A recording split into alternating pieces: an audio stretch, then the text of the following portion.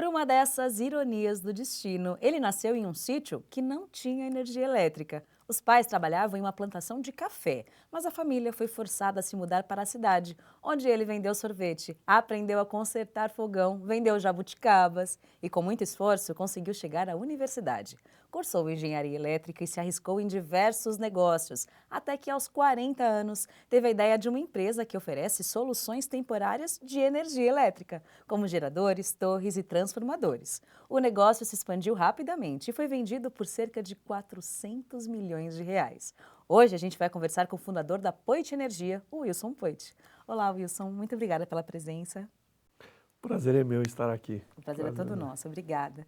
Me conta então, você que nasceu em um sítio que não tinha energia elétrica, fez a vida com a própria energia elétrica. Como é que foi isso? Pois é, uma daquelas ironias do Do destino destino. mesmo, né? Mas a minha infância, até os 11 anos de idade, eu nasci num sítio no oeste do estado de São Paulo, entre Oswaldo Cruz e Rinópolis. São duas pequenas cidades. E eu morei, nós não tínhamos energia elétrica, numa casa de madeira, não tinha TV, não tinha geladeira. Coisas não andaram muito bem com o sítio, com a agricultura. Seus pais plantavam café. Meu pai e minha mãe cuidavam de um sítio de café, tinha 14 mil pés de café. E eu e meu irmão ajudávamos depois que voltávamos da aula. Mas como as coisas não foram bem, não era uma época tão fácil para a agricultura de café, final da década de 60, meu pai trocou aquele sítio por uma máquina de benefício de arroz, por um comércio na cidade de Rinópolis, uma pequena cidade, como eu falei, de 10 mil habitantes. Foi bastante, imagino, choque, né, para uma criança de 10, 11 anos, aquele sonho de morar na cidade, de ouvir, tem carros à noite, tem barulho na rua.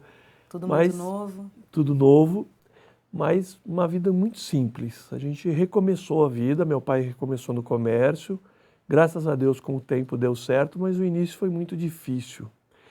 E foi muito importante. Meu pai era daqueles comerciantes e meu pai e minha mãe nunca diziam assim, não dá para comprar bicicleta, não dá para comprar alguma roupa, alguma coisa, mas eles diziam, vamos ver como é que a gente faz para você ganhar esse dinheiro.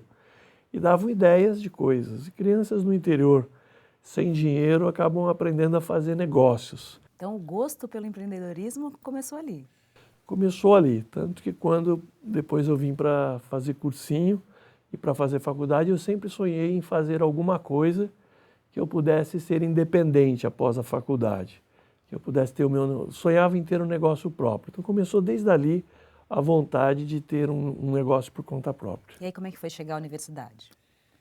Eu tinha meus avós que moravam em Santo André e de 17 para 18 anos eu vim morar com eles. Aí uma cidade muito maior. Uma cidade muito maior, ônibus, trem.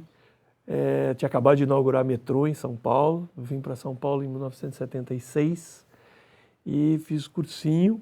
E no meio daquele ano eu entrei na FEI, em São Bernardo do Campo, onde eu fiz o curso de engenharia elétrica. Bom, mas aí você empreendeu outros negócios antes de realmente abrir o seu grande negócio. Como é que foi os primeiros negócios que você abriu depois da faculdade?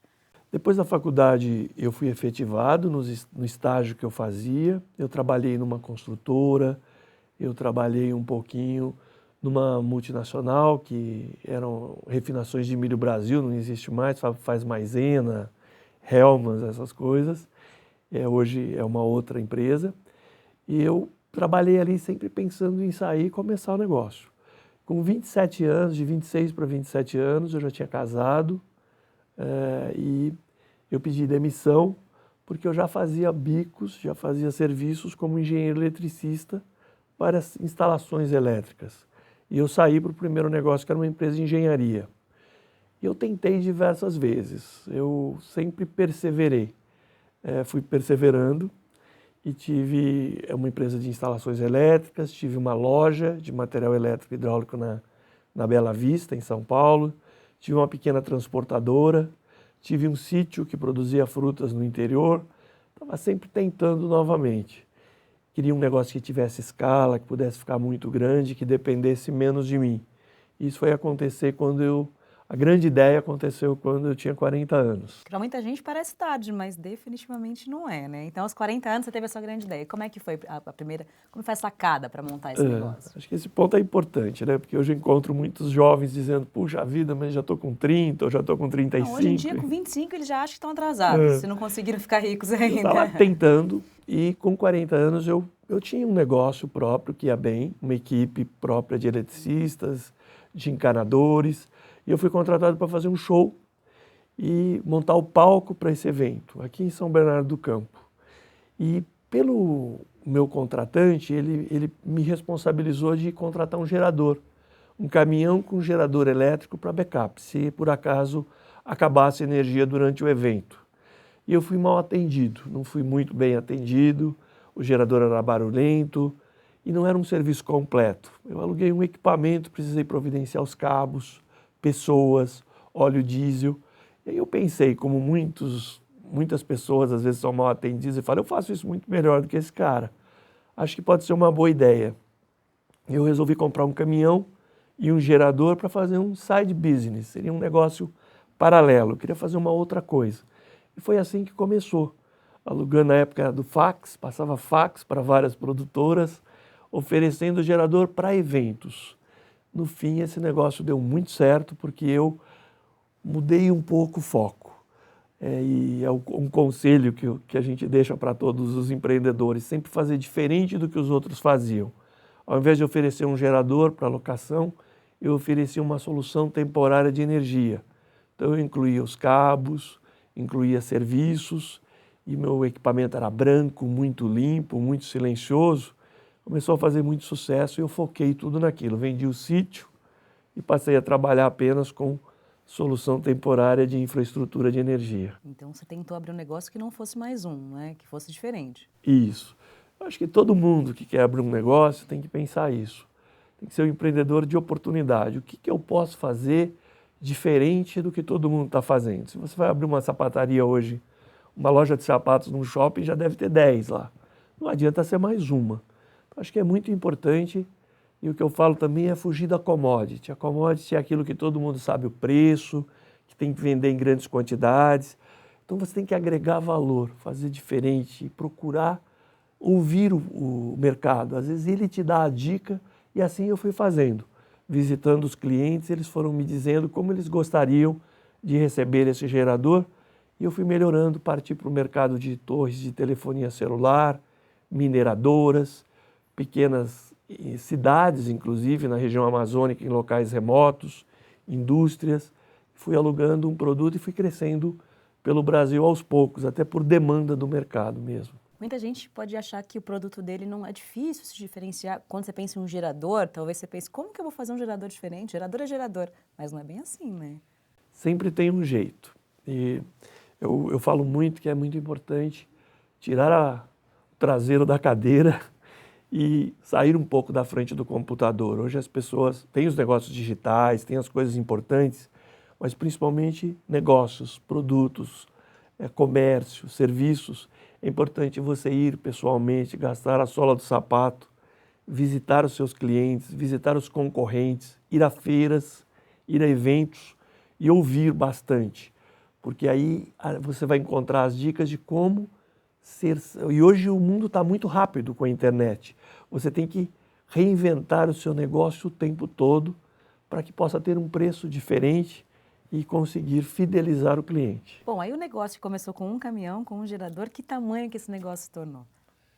Em 12 anos, com muito trabalho, muitos erros e um time espetacular que eu consegui reunir em volta de mim, a gente tinha 18 filiais na América Latina, uma presença em todo o Brasil, quase 500 funcionários. Aquele um caminhão virou 172 e aquele um gerador virou quase 1.400 geradores de diversos tamanhos. Muitos cabos, também passamos a alugar containers para almoxarifados, para equipamentos e nos espalhamos pelo Brasil todo. Passou a ser uma empresa importante, uma empresa que fazia tudo direito, auditada, já tinha balanços auditados.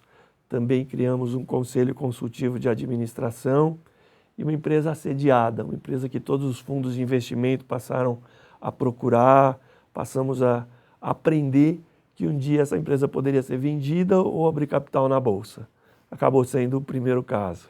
Bom, você falou dos erros. Queria que você falasse um pouco como você superou essas dificuldades do início, quais foram elas e como você superou. Faltava um plano de negócios no começo.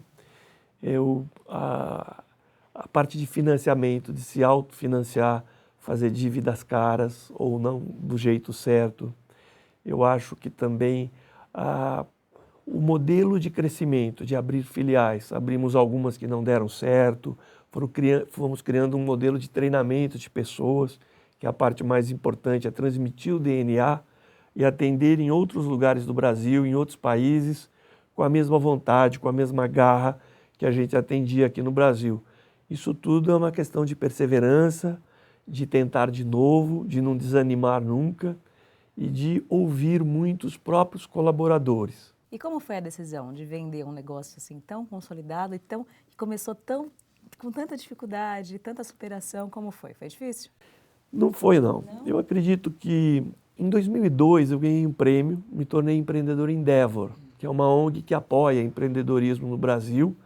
Inclusive o Sebrae está muito junto com a Endeavor nesse apoio de aconselhamento.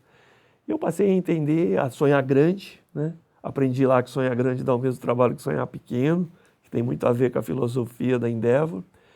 Passei a entender que um dia esse negócio iria sair um pouco das minhas mãos. O mundo de hoje é um mundo, não é mais um mundo, são negócios que têm ciclos pequenos. Não são mais negócios de 50, 100 anos. Você vê que as empresas têm começo, meio e uma hora de talvez fazer uma fusão, se reinventar. Então eu me preparei. Acho que os últimos 4 anos, depois que eu vendi para o fundo, eu tinha certeza que ia ter uma saída. E eu comecei a preparar o que eu acho que é mais difícil para um fundador, para um empreendedor, que é o desapego. Comecei a me preparar para que um dia fosse desapegar, essa empresa pudesse ficar muito maior, oferecer mais oportunidades para as pessoas que trabalhavam nela e que eu pudesse também fazer outras coisas na vida, que uma vida é pouco, né? A gente tem muitas ideias e eu queria ter outras experiências. E aí, quais foram as experiências que o senhor foi atrás? Depois de vender a empresa, o que o senhor começou a fazer? Então, em 2012, aconteceu a venda da empresa, que foi um assédio muito grande de multinacionais, de fundos. Ela foi vendida para líder do setor. Foi vendido para o líder mundial. Aí eu fiquei 1 ano e pouco participando de conselhos de administração e como give back para a Endeavor eu passei a dar palestras no Brasil todo para inspirar outros empreendedores a terem negócios fazendo da maneira certa, sem atalhos, para que um dia consigam também investimentos ou consigam abrir capital. E 2 anos atrás eu acabei recebendo uma indicação de amigos, de empresários para ir para o setor público. E agora há 2 anos eu estou fazendo uma experiência na Prefeitura de São Paulo, onde eu cuido da SP Negócios e estou na SP Tours. Está sendo uma experiência muito rica, que eu acho que todo empreendedor tem que pensar nesse nosso Brasil de hoje em um dia colaborar com o setor público. O que você diria para quem está começando, para quem está lá pensando, assim como você talvez estivesse no começo, o que dá para deixar de dica do que você aprendeu nessa trajetória toda, do que fazer, do que o senhor sabe hoje que não sabia naquele momento que pode deixar de conselho? Olha, são muitas coisas, mas eu podia resumir dizendo assim que é possível, né? Acho que a minha história mostra as origens de onde eu vim, acho que por isso que eu estou aqui, conto isso com bastante tranquilidade para inspirar outras pessoas. Às vezes do lugar que você menos espera podem sair coisas bacanas.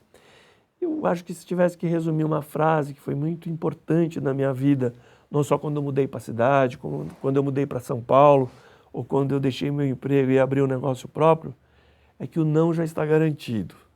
Quando a gente se convence de que várias pessoas te falam que você não vai conseguir, de que é muito difícil, de que é impossível, ou de que aquele cliente não vai comprar da gente, que não adianta visitar aquele local, se o não já está garantido, então o não eu já tenho, então deixa eu tentar, deixa eu fazer, deixa eu parar lá e acho que muita coisa aconteceu na minha vida porque alguém me disse que o não já estava garantido mesmo, o resto é lucro. Então acredito bastante nisso e deixo isso de mensagem. Olha, muito obrigada, parabéns por toda a sua história. Muito obrigada pela entrevista, viu? Muito obrigado, foi um prazer estar aqui. O prazer foi nosso. Se você gostou e quiser ver mais entrevistas inspiradoras, inscreva-se no nosso canal do YouTube. Até a próxima. Tchau!